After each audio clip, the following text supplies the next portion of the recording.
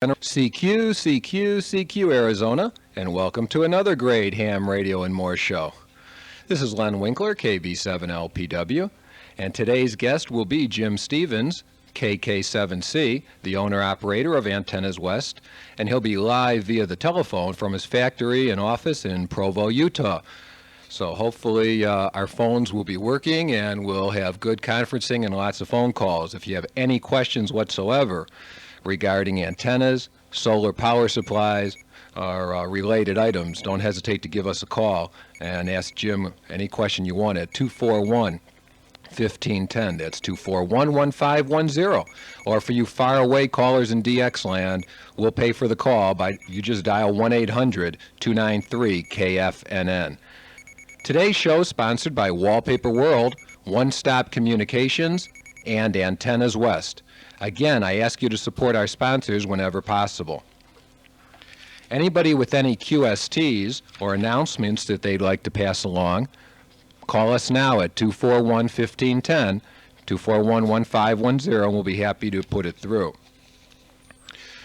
Okay, May 30th, Thursday, is the next ARRL General Meeting. It starts at 7:30 p.m. It's held at the United Way Building at 1515 East Osborne Road, and everyone's invited to attend. You don't need to be a ham to attend, more the merrier.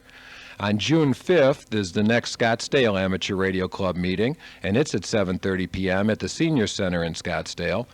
And the day after, Thursday, June 6th, is the monthly Central Arizona DX Association meeting at the Para Club in Tempe.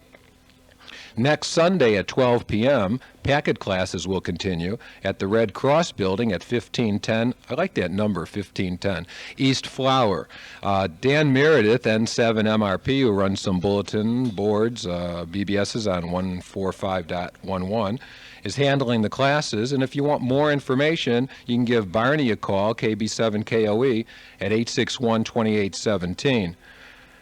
Members of the Chautauqua County Amateur FM Association will be honoring its best-known native, Lucille Ball, during the upcoming Lucille Ball Festival of New Comedy.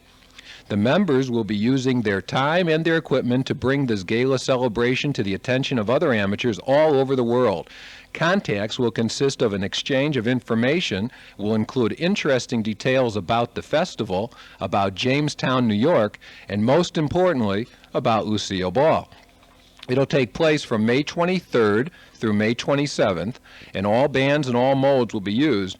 QSL with a self-addressed stamped envelope to Special Event, Post Office Box 81, Jamestown, New York, 14701. That sounds like a lot of fun. Find out about Lucy. I remember watching her Here's Lucy programs. Oh, my goodness, all her problems with her next-door neighbor. And from the DXCC desk, documentation has been received and accepted from Monk Apollo SV2ASP/A and Baldor DJ6SI/SY for their recent operations from Mount Athos. Hope I pronounced that right. Their QSL cards are acceptable for DXCC. Elaine 5R8AL is back on the rare Indian Ocean country of Madagascar for a month-long stay and has been reported on both CW and SSB. Expect good DX propagation on 20, 17, and 15 meters as we move into mid-spring. And Helen, British lady, has just taken off with the Russian cosmonauts for the Soviet space station Mir. The call assigned is GB1 MIR/U, and the mission should be similar to Sarik's STS-37 to commemorate this mission. Special event stations GB0 through GB8 with the suffix Juno will be active. Some new equipment on the Mir satellite should allow MUSA to be heard on a downlink frequency of 432.675 megahertz FM.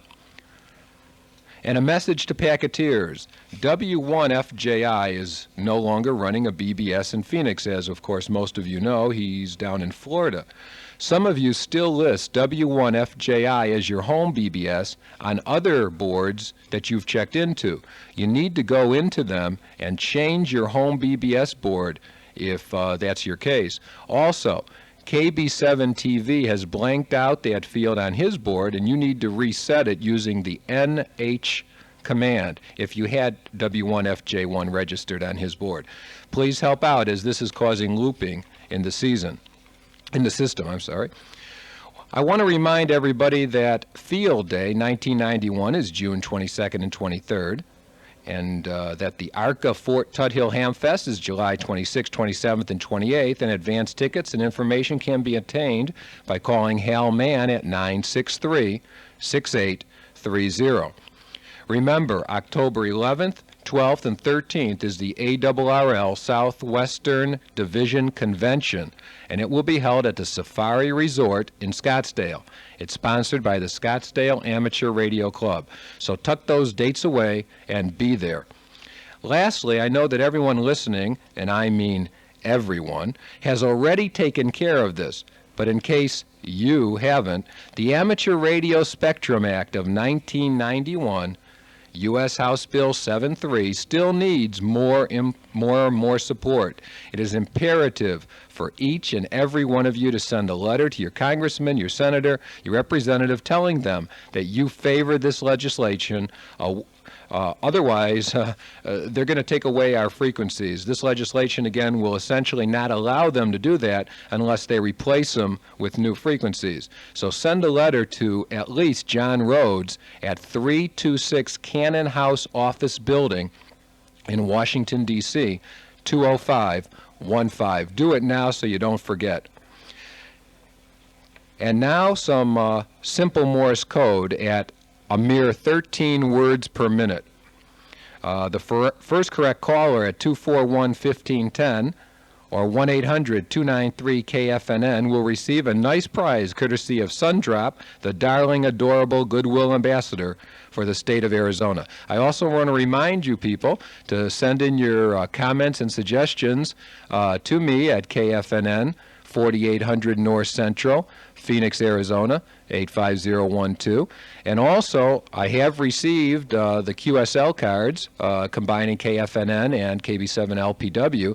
So those will be going out this week. I received them today from Antennas West, actually, and many different colors of QSL cards they are. So send me your QSL card with a self-addressed stamped envelope, and I'll get one right back to you.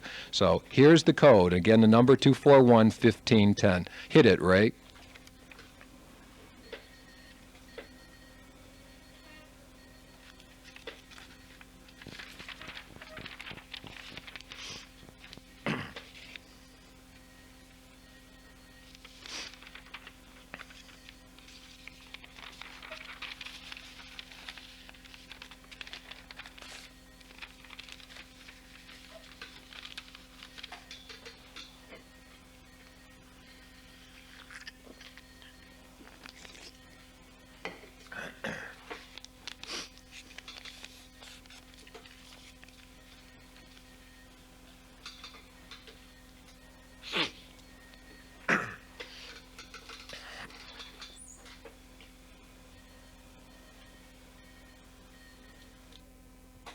Okay, hopefully one of the calls that have lit up has the right answer.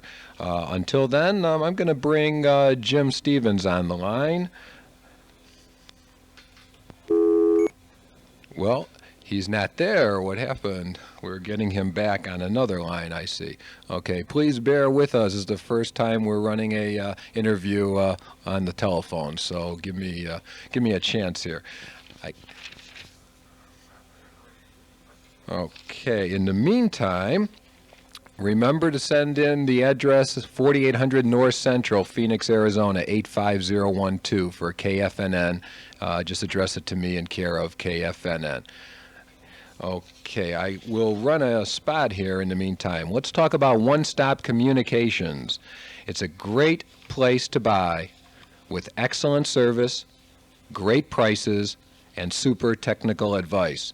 Jim Picard, KG7BG, has been a ham and a licensed technician for more than 30 years. If you need to get ham radio equipment tuned, repaired, or modified in some way, give Jim a call. Mention ham radio and more and receive a discount on their labor charge. One Stop does warranty work on Standard, Uniden, Dynascan, and other brands. If you need a cellular phone, a business band radio, a radar detector, a citizens band radio, installation of any kind, or you just have some questions, give One Stop Communications a call. Their number, 269-2799, 269-2799. Their address, 1201 North 54th Avenue, 1201 North 54th Avenue, Suite 117. Remember, Jim will be able to fix your equipment. Jim knows a heck of a lot about radio and repairs radios all day long. Their phone number again, 269-2799.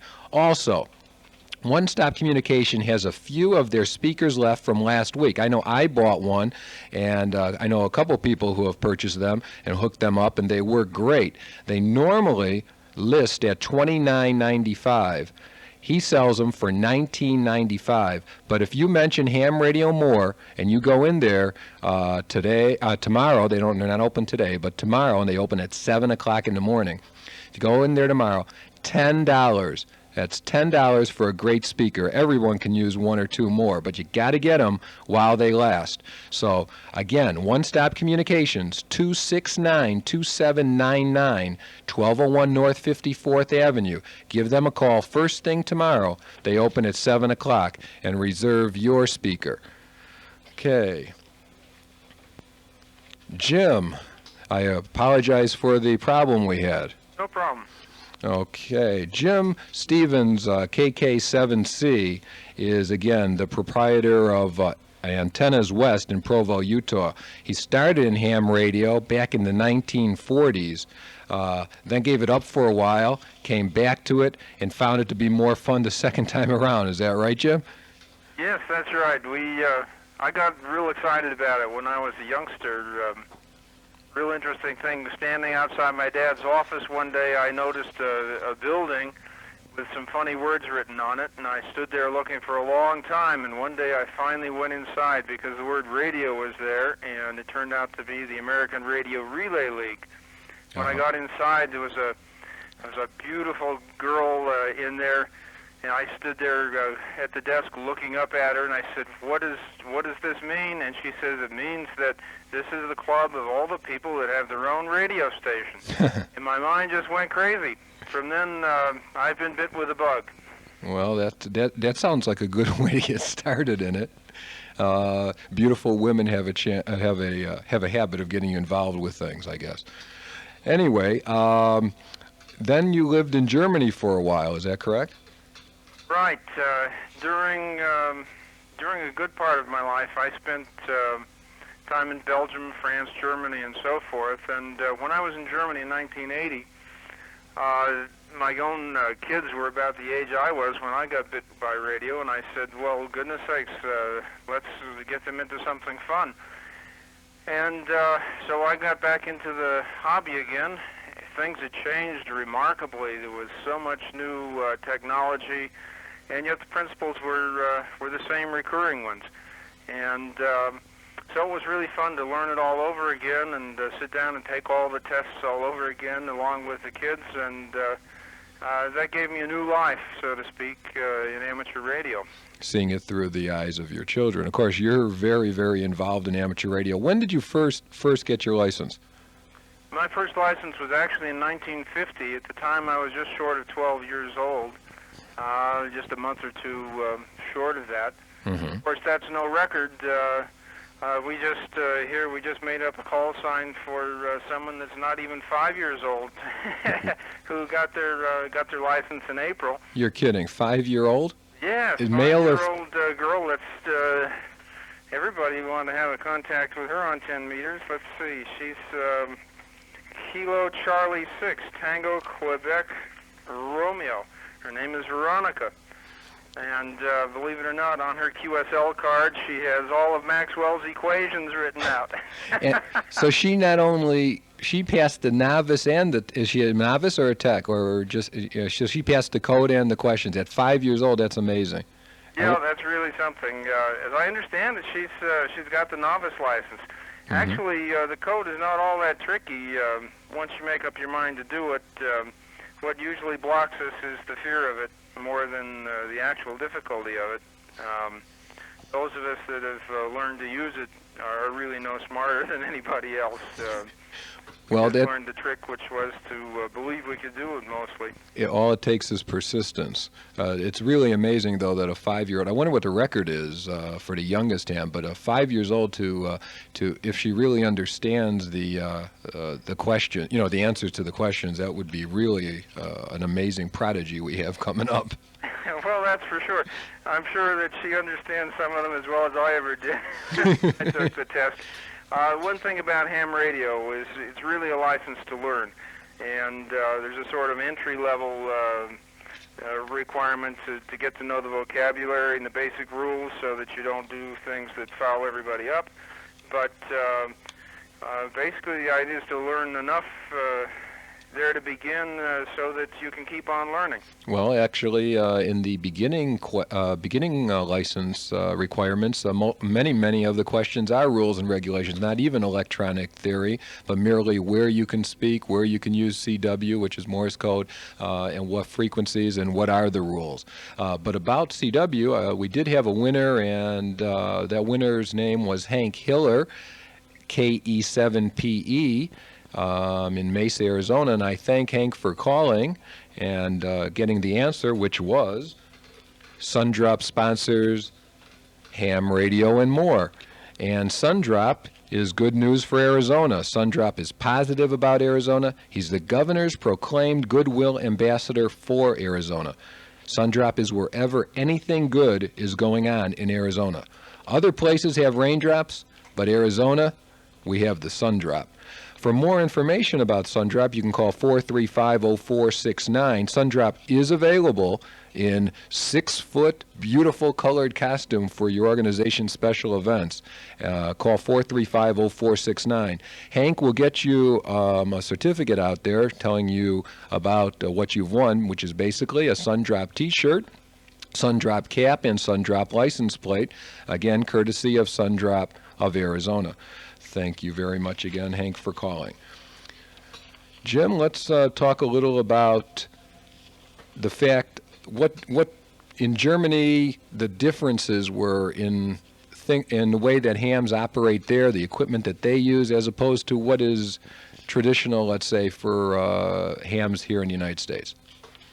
Well, I remember the thing that impressed me the most.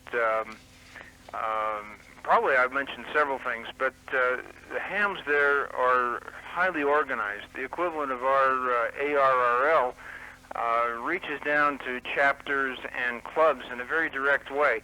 You go to your club meeting each month, and that's how you get your QSL cards from each other.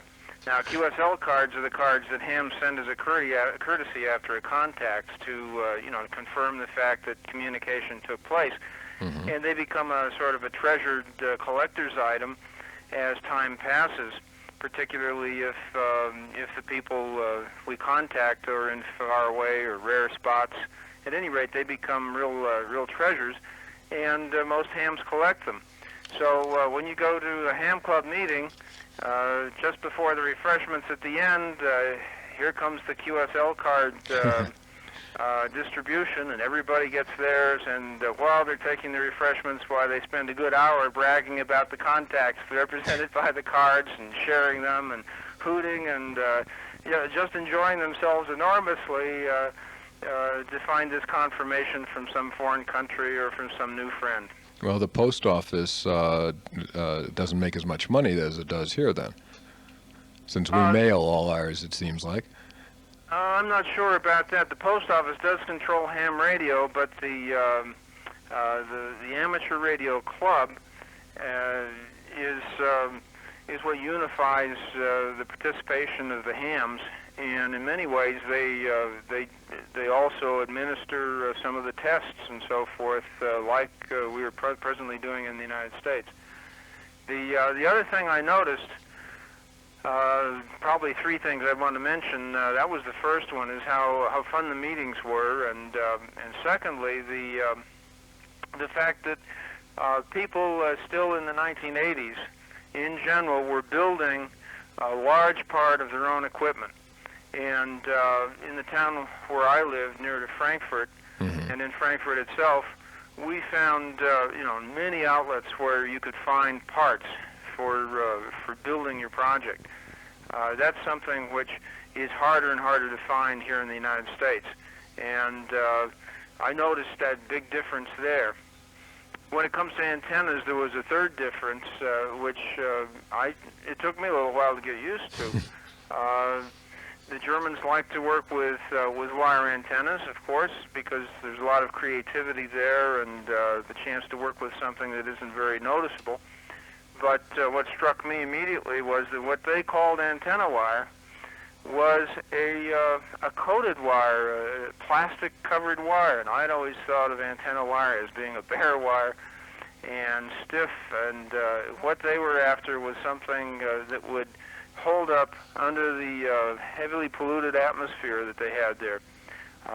When I asked, "Why goodness, why do you do it this way?" they would say, "Goodness, if you leave it out, within a week it is green, and it squeaks and makes noise." Well, they get out pretty well, though. So what their antennas that they're using today are mostly store-bought today, or are they still making them mostly themselves? Well, you'll find a mixture just as there is here, and I would think most of the small space antennas are wire antennas, and you have to realize that the German exam is a very great challenge. It's a much more demanding exam than ours, and in fact, when someone fails the exam, they are not permitted to take it again for a long time, and after a certain number of failures, they're not permitted to take it again at all. Really? Do you know what the requirements as far as the code, how many words a minute they have to learn, or is that not, do you know, is that part of it? Well, there is a license for low power and lower code speed, but I cannot remember all the details. And of course, it's been now 10 years since I left, and I know there's been evolution. At the time I actually lived there was a limitation on the amount of power an amateur radio station could use, and the German stations were limited to 100 or 150 watts. Mm-hmm. That limitation is now gone for for the higher license class, and so you do hear kilowatt stations from Germany, but that occurred only during the 80s when that possibility became available. So Germans focused their attention on building very selective receivers to hear small signals, and on working through interference, and they also focused a good deal of attention on antennas, because it's the antenna that provided them a way to enhance their signal more than just simply increasing the power output of their station. Okay, well, Jim studied physics and math in college. He's taught on the college level. He has a PhD in international business. And but the way you got started at Antennas West, which is also part of, or Omega Electronics and Solar West are all part of Antennas West, you were telling me about selling software, and it was kind of an interesting story as you were traveling around the country, sitting in these big, gigantic hotel rooms, of course. Well, yeah, I had professed and taught international business for a number of years, and been involved to some extent, but I wanted to get my hands on, so I got involved with a software company that did translation software, and of course it happened to be located here in Utah, and that's what brought me here. Mm-hmm. But when there aren't that many people in Utah wanting to translate, and so being in charge of marketing, that sent me all around the world, knocking on other people's door, showing them how we could, using computers, perform translations of their documentation and so forth. And so I visited a great number of industrial and communications companies, and and was quite involved with that. But I was getting tired of traveling.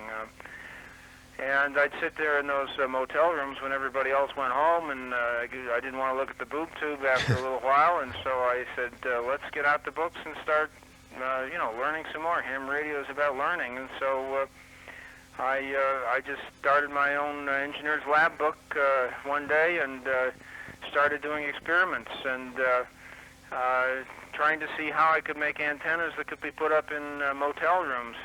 That was sort of the start of the whole thing, and I guess in 85, while I was still in this process, I had a few ideas, so I went to Dayton and met with some of the QR peers and looked at everything else that was there on display and for sale, and sold some of my initial products just to see how people reacted to them. I went back in 86 with a new set of products which seemed to correspond better to what people were trying to, what they were needing. Right. And then in 87, we said, well, hey, this is fun, so let's do it. And so we jumped off the bridge. And you've been a success ever since. Well, it's been exciting. The thing that I have always enjoyed,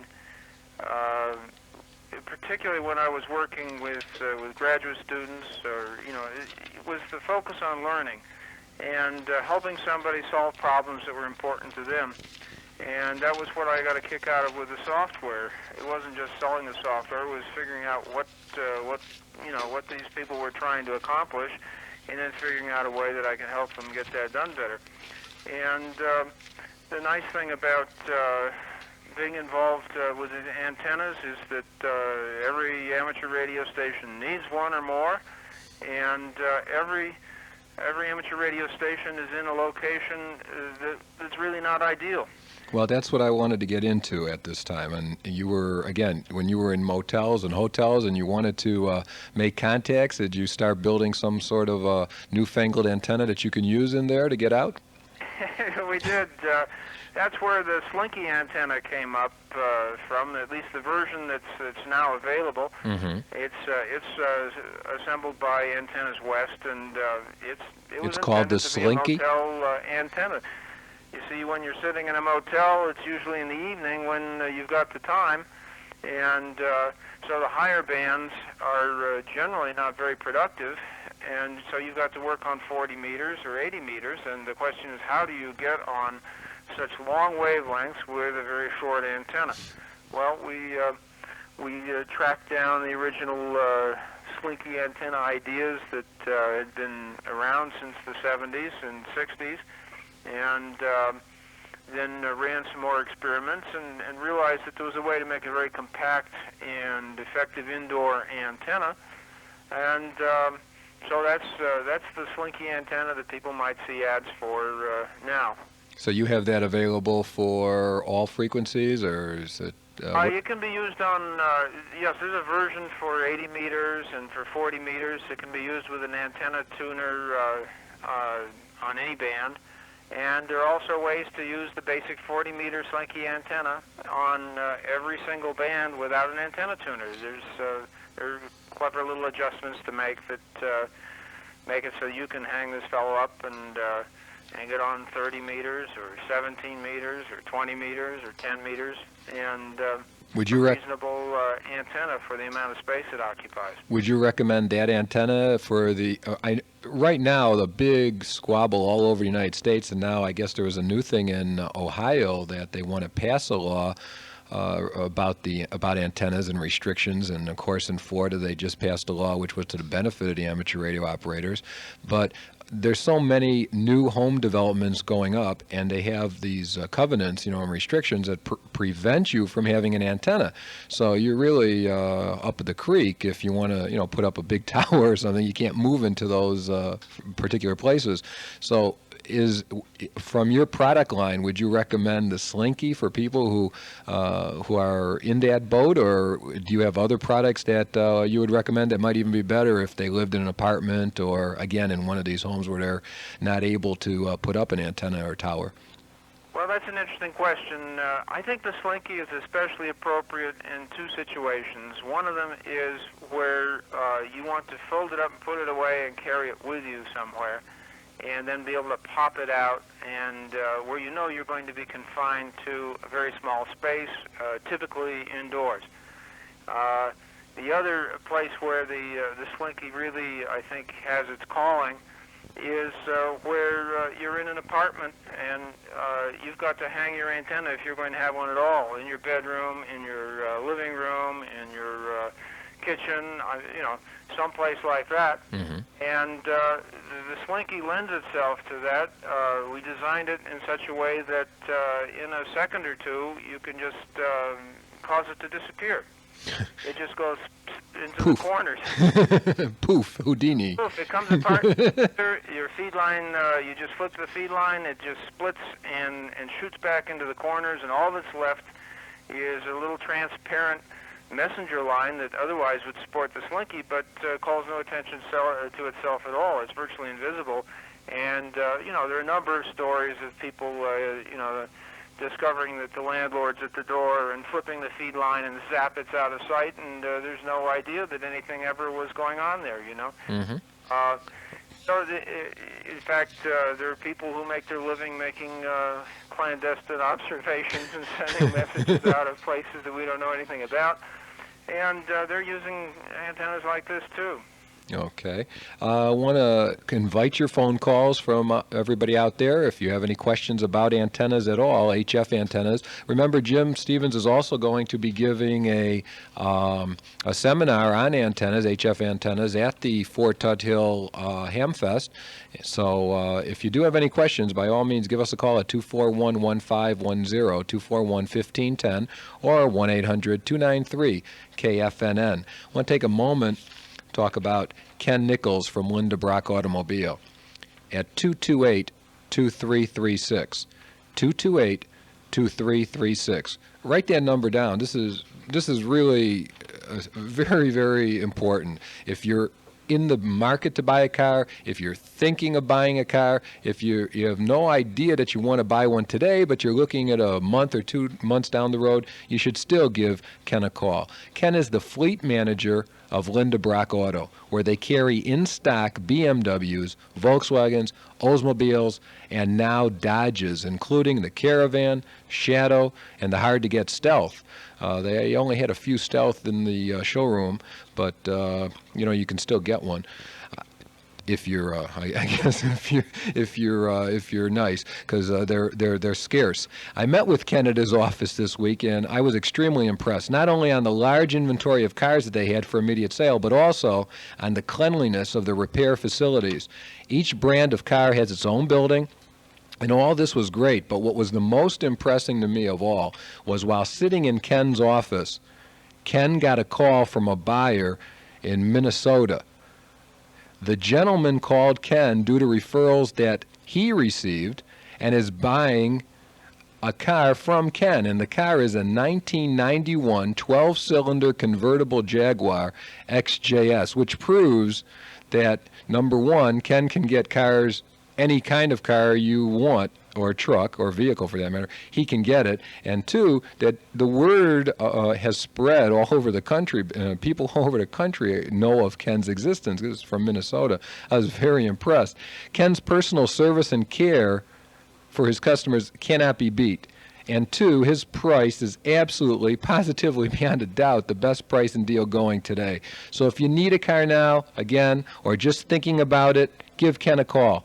Also, mention Ham Radio and More to Linda Brock's service department. If you mention our show, at the time you need a repair, you'll save a full 15% off on the labor and the parts for any repairs. So, that's a good reason to go to Linda Brock Automobile, no matter what, 15% off. It's a special just for Ham Radio and More listeners. So call Ken Nichols, 228-2336, 228-2336. Okay, we have a call on line 2, Jim, so let's see if we can do this. Welcome to Ham Radio and More. This is Mark, KB7LPR. I just had a question or a couple things for Jim there. Jim, you with us too? Yeah, that's Mark, you say? Yes, sir. Okay, go ahead, Mark. I'm amazed I got this working. Go ahead. Well, a couple of things. One, I did order one of those tiger tails from you, Jim. Got one on my 2-meter handheld, and amazingly enough, it works. I was kind of surprised. Well, you're only surprised when you see how simple it is, but in fact, it's a very very fundamental idea. And it's been around a long time, as is the case with almost everything when it comes to antennas. The trick is to make it so it's nice to work with. Oh, I hear that. I hear that, Jim. I hear that. Okay, questions. Two of them. One, do you have any type of catalog on your product line? We have an information pack we'd be glad to send out to people. Right now I'm trying to complete a real catalog where we have our whole product line. What's happened over time is as the company's grown, we've gotten involved with many more things. In 1987 we started out, but by summer of '89 we had to move into bigger facilities, and we finally bought the building and the electronics parts distributorship that we've been renting space from. And so we have a full-line parts house with, about 60,000 widgets. And a lot of those are things that hams want. So, we've got to add some of that to the product line. There's so many guys that would like to build things, and they just don't know where to find the parts. That's one of the things that we're trying to support. Well, I hear that, and that's good. Okay, question about antennas. I live in a mobile home, Jim, and was wondering what type would you suggest for, say, 10 through 80 meters? And the main question is, how much is the mass of metal under this thing, being a large double-wide mobile home, going to affect it? Usually it has an effect that's positive. Maybe you could describe a little bit more the size of the home and whatever environmental factors there might be.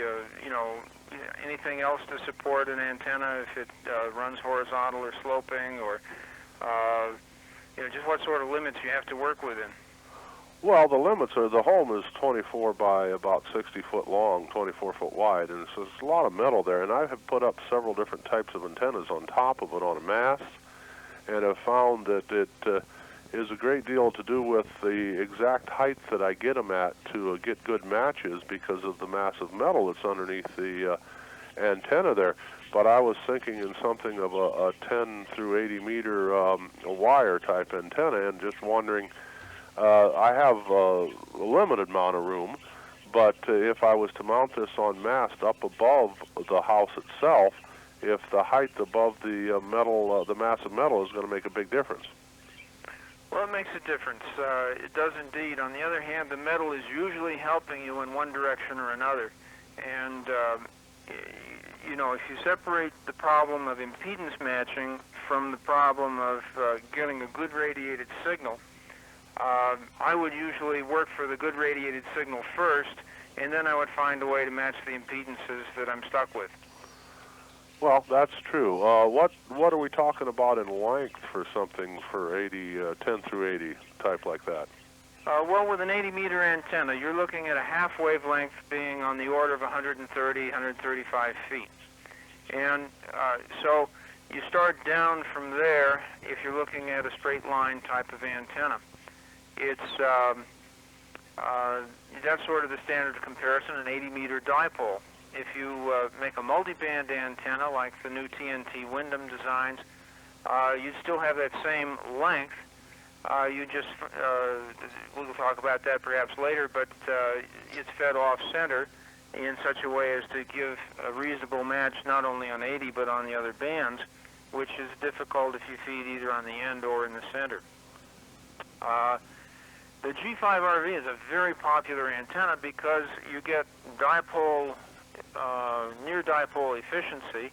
When you model it on a computer over ordinary Earth, you find that the radiated signal from a G5RV is it's less than a half a decibel below the radiated signal from a full-size dipole. And so, you actually lose nothing that's perceptible by going to a shorter antenna. There, for an 80-meter antenna, you're looking at 102 feet. And maybe that's getting into a size... It's getting a little technical, too. Okay. Just for some of the people out there who are not hams, I don't want to stop you, but fortunately or unfortunately, we get a lot of people listening, and they yell at me during the week saying they don't understand half the things we're talking about. because they're not ham. So I didn't want to stop you, but I just want to say if we can make it less technical. Yeah, okay. Well, the idea is to figure out just what kind of size you can work with. I could tell one example. Go ahead. One fellow that uses one of our G5RV type antennas. That's a name given to an antenna invented by a fellow in England, and that happened to be his radio call. It's been in use for over 50 years now, or well, 45 years, and so it's a very popular, well-known design among amateurs. The antenna is about 102 feet long. He supports it on a pole over the center of his mobile home that goes up on the order of 30 feet. It comes down sloping and then bends back in, rather like a crossbow, if you just looked at the form of it, triangle shape. It's been very effective for him for working on all the ham bands and having a low angle of radiation. We found in working with that situation that it definitely performed very well when he got the fold-back wires at least a foot off the top of his aluminum roof. When they were closer than that, then the interaction was not favorable. But once he got above that, it began to perform very well. Okay, if Mark has further questions regarding it, could he give you a call during the week? Yeah, you bet. We have our tech support line, which is 801-373-8425, and anybody who wants to call can catch me there usually in the late afternoon. That was 801. Hello? 801-373. 8425. Okay. Mark, we're going to move on, and thank you very much for your call. Hope that it helped you a little bit. Okay, I appreciate that. I'm glad my next question was what was the number again? Okay, well, 801-373-8425, that's our tech support line, and I'm there in the late afternoons. In the morning, I'm working on that catalog you asked about and I'm dreaming about. So. And I can attest to the fact that Jim does answer the phone himself many of the times that I've called, and by all means, very personable and obviously knowledgeable. So, again, thank you for calling, Mark. Hey, it's been fun to talk, Mark. Thank you.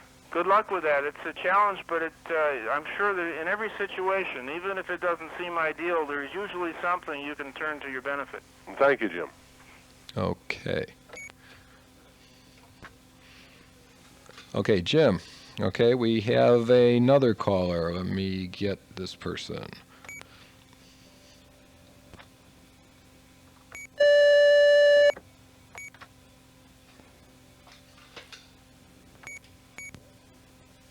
Hello? Hello? Jim? This is Jerry. Okay, Jerry. Jerry. And Jim.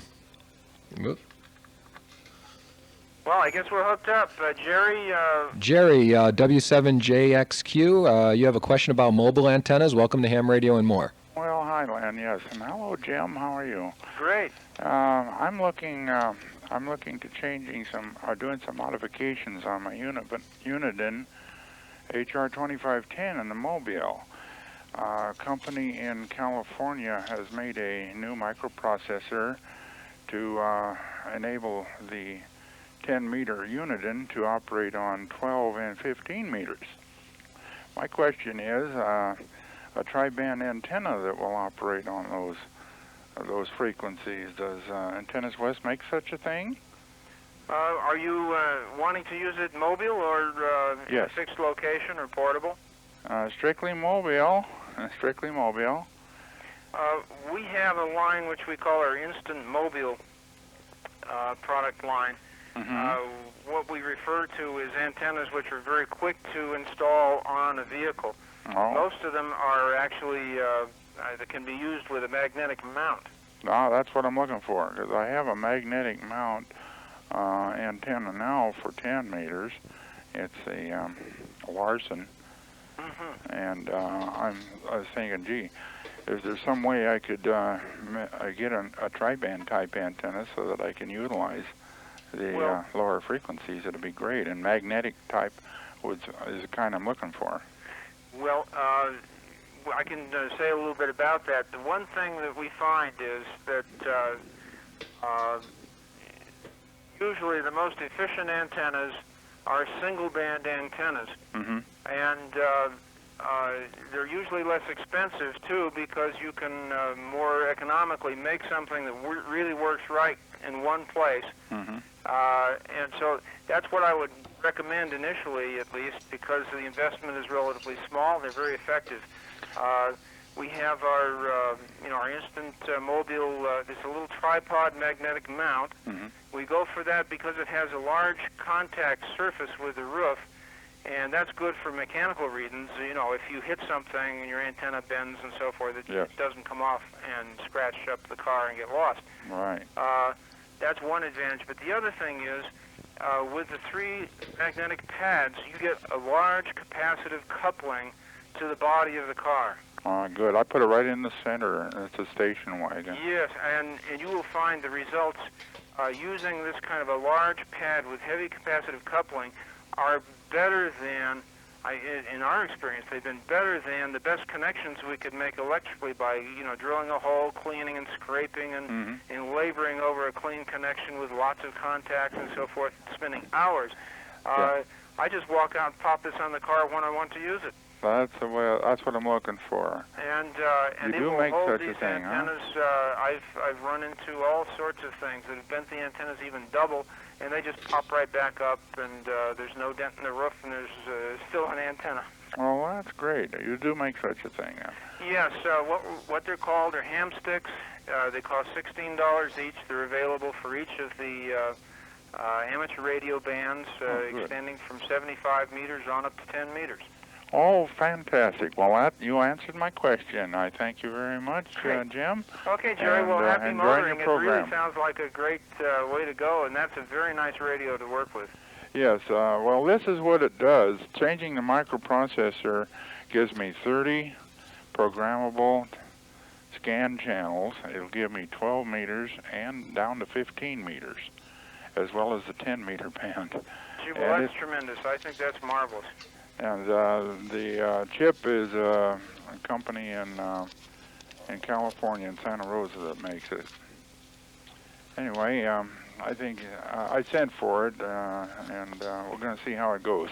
Well, we're planning to get back on ham radio and more next month, and if you already have it operating by then, it would sure be great to hear from you, just to see how it's working, and we'll look for you at Fort Tuthill, too, because that'll give us another chance to hear what's happened. I'm going to try to be there. Thank you very much, Jim. Thank you very much for calling, Jerry. All right. Bye-bye. Okay, bye-bye.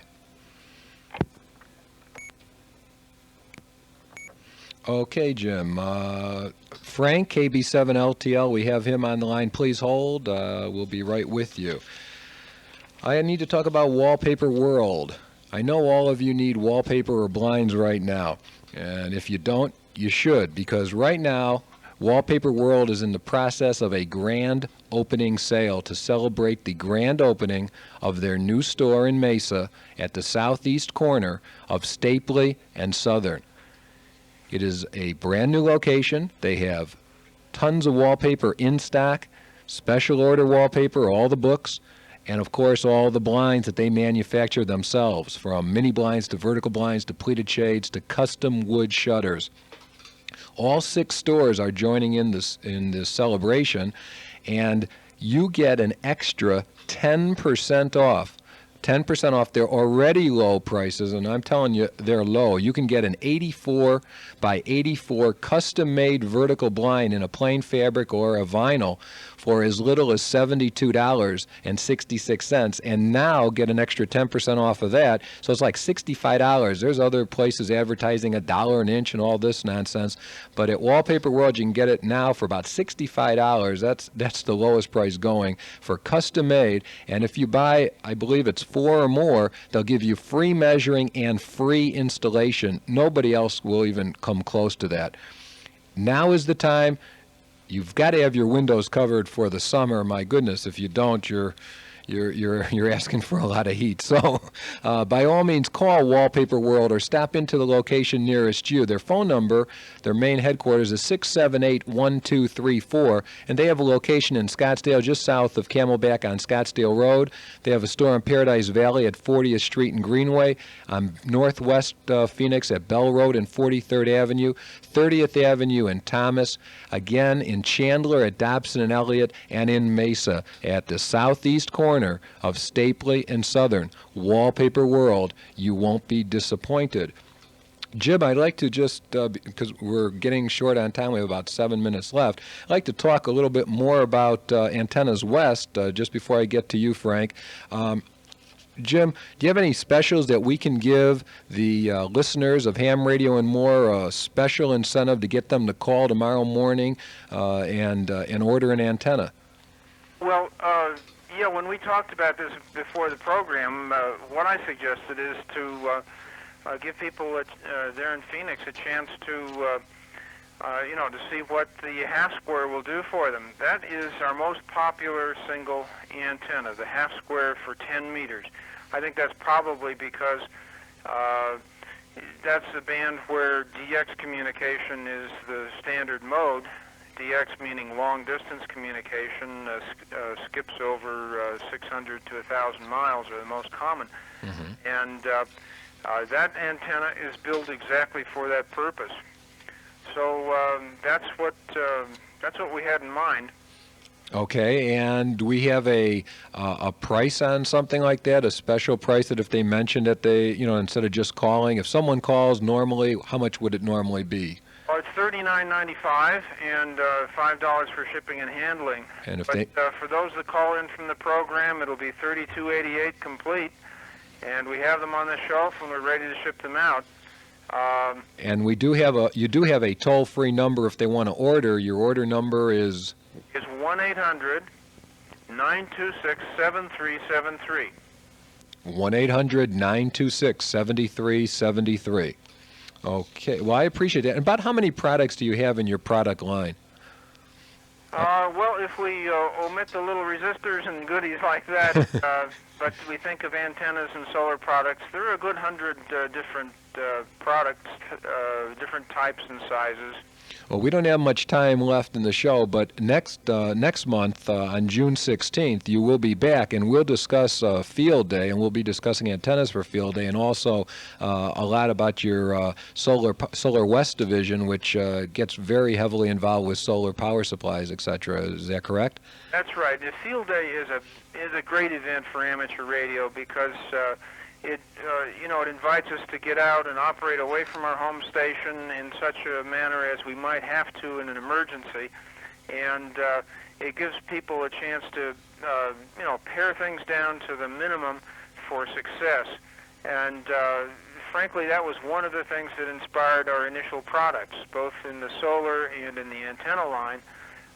Finding antennas that were easy to work with, that could be put up very, very quickly, using whatever supports were available, and then having a source of alternate power which is always ready, never runs out of fuel, never makes noise to blanket the spectrum so you can't operate your radio effectively, and so forth. Mm-hmm. So looking ahead to Field Day is, for us, that's like looking ahead to a birthday.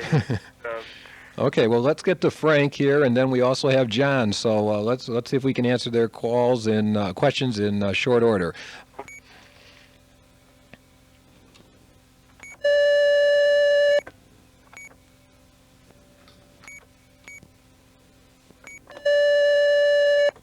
Okay, Frank, do we have you? Whoops.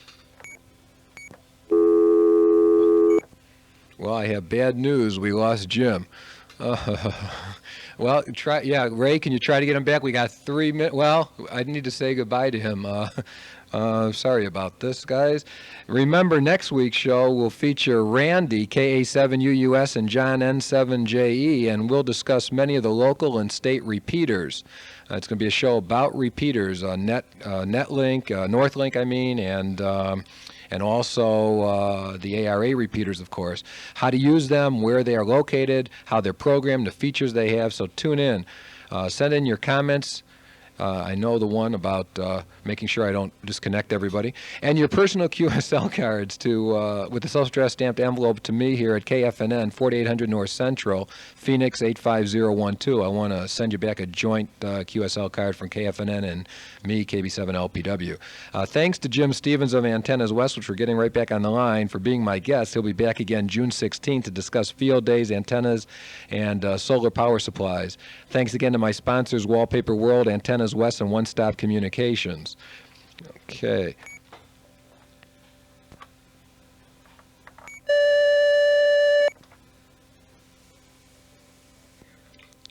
Frank? Yes. Okay. We have Jim on the line. Ask your question. I just want to comment. Last week, you had a gentleman call. He asked a question about using the ISO-loop antenna for shortwave listening. He wanted to listen to his homeland in India. And I don't believe that is really a satisfactory antenna for that particular purpose.